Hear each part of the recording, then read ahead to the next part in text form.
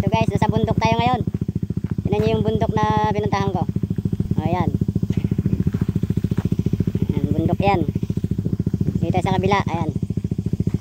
Saan tayo kaya makakarating dito? Ang dala ko lang, ganito lang ang dala ko. Ayan, bundok. Kalaban natin si Snipey ah.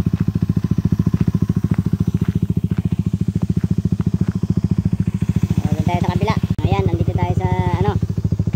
Malapit na tayo sa Marikit. Pero parting babuyo pa rin to.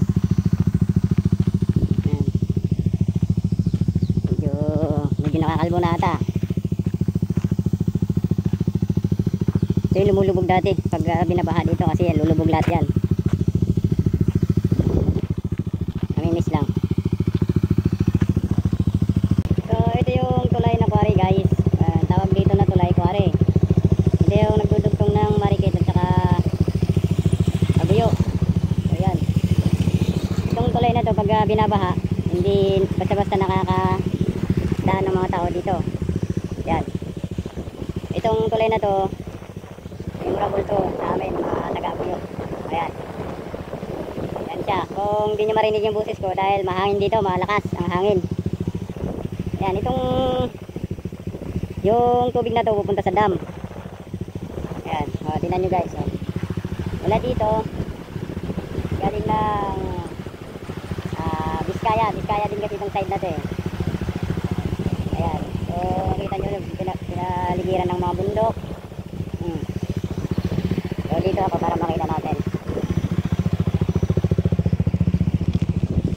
Ayan, so ito yung papunta sa Babuyo, yung papunta sa amin, sa barangay Babuyo. Pag ikot mo, makikita mo dito yung papunta sa Marikit. So yung papunta ng Baler, papunta yan ng Baler, Biskaya. Ito naman papuntang Manila yan, Baguio. Yan, yung papunta dyan. So dyan tayo pupunta pag ganon.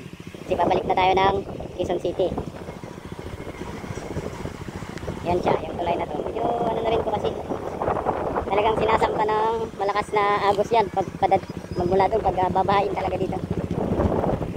So ito na naman tayo, balik naman tayo. Let's go!